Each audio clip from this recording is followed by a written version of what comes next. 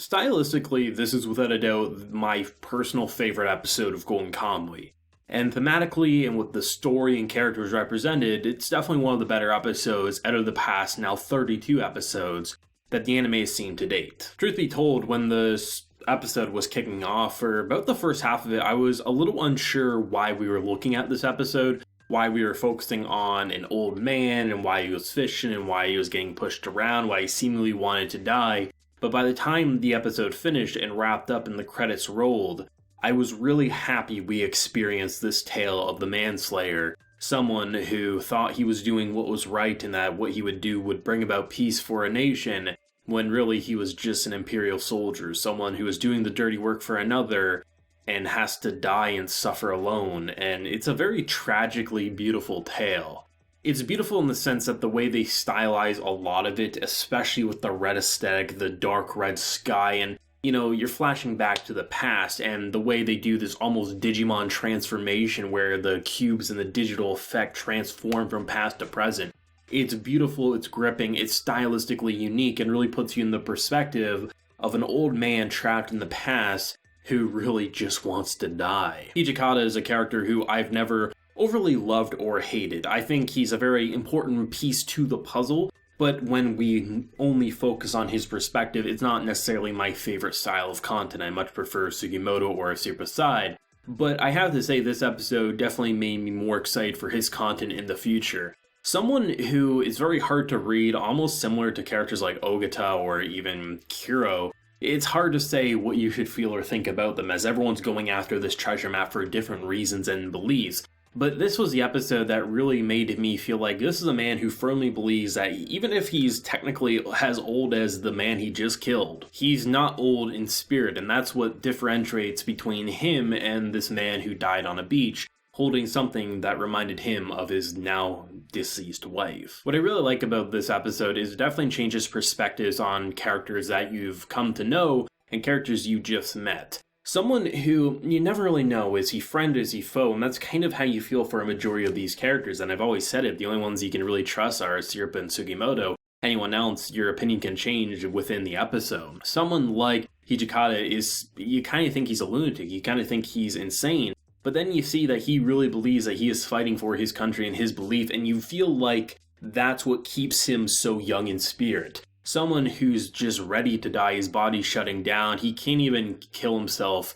He doesn't feel like he deserves that. He feels like he deserves a slow and painful death, which is why he probably held on as long as he has, and why when he gets picked on, despite having the strength to fight back, he doesn't. The only ones he decides to fight back against are those who actually try to kill him, and feels like it kind of like triggers something, a form of PTSD, it felt like, triggering him back into the past, and he really is trapped in that torment. I think the idea of really showing how delusional he is by having this transformation sequence, which some of the visuals is absolutely striking. There's this one shot, which I'll show right now, that just had my jaw on the floor. It's one of the most sad and beautiful images I think Golden Kamuy has seen to date. It's something that really represents everything about this man's perspectives, and to have something that, honestly, has some of the best animation and most badass moments Golden Kamuy has seen to date. This man, when he snaps from old senile man to badass killer, who's, honestly, looking at him, I never assumed, like, even if he was a crazy guy back in the day, he's clearly old and fragile now. He takes 3 guys without much struggle, and honestly, even if Hijikata didn't come in, he probably would have been able to take everyone in there. But the idea of him running away and just really wanting to die, but not feeling like he should die, and Hijikata, taking him out, obviously, but wanting to give him a satisfying, peaceful death, saying, like, I'm still fighting for my homeland, I will give you peace of mind, your time has come to an end, and he wanted to just die a slow, painful death, but it almost felt like, because of what he was given, this little piece from a bird, I think is what it was, it almost gave him a sense of peace in a certain way, despite having his stomach cut open and bleeding and being in pain.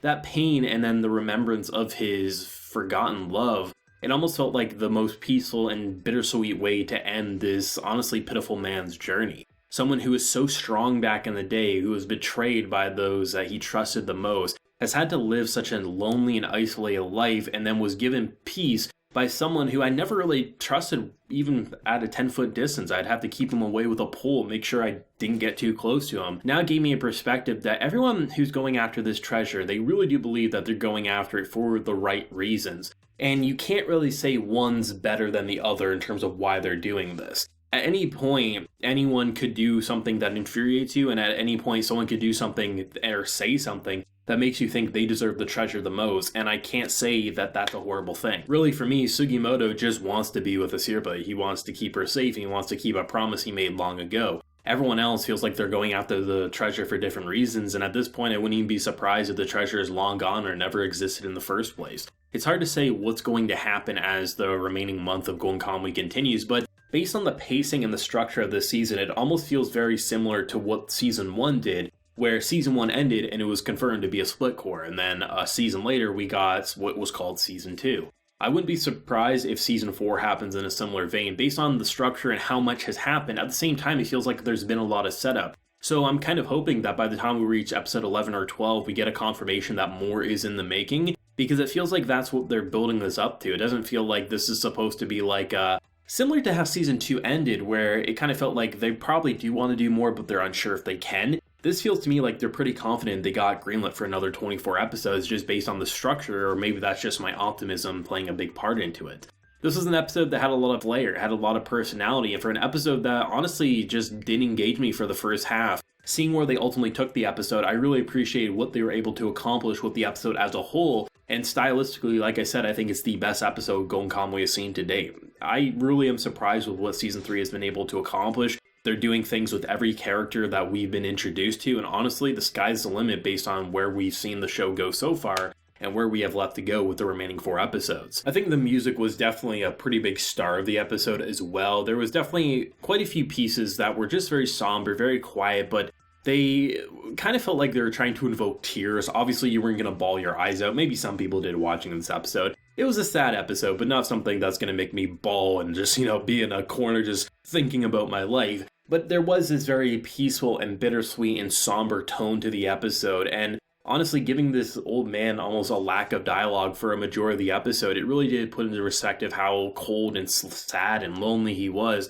and it really just made me feel bad for him. If you're able to introduce characters who I hardly know and make me feel so bad, but also feel like in some ways they probably did deserve to be punished, but at the same time they were manipulated into thinking they were doing the right thing, but then again, you don't get the title manslayer for nothing. It's like, what do you do? Do you blame the soldier for the government's actions, or do you blame them both equally? And that's a very hard question to answer, because honestly, logically, both are equally to blame, but at the same time, who really pulled the trigger, right? So it's one of those things that just, you kind of sit back and you think about what's happening, and when those soft pieces of music are playing in the background, it really does put into perspective just how complex the show truly has become, and honestly where it could go even further with some of the characters that have already been longer established than just an old man we just recently met. Of course, as always, let me know your thoughts and feelings down below. What did you think, and what was your personal favorite moment of the episode? If you enjoyed the video, be sure to leave a like, share your support, and hit that subscribe button if you happen new around here. So until next time, everyone, please take care and have a good one.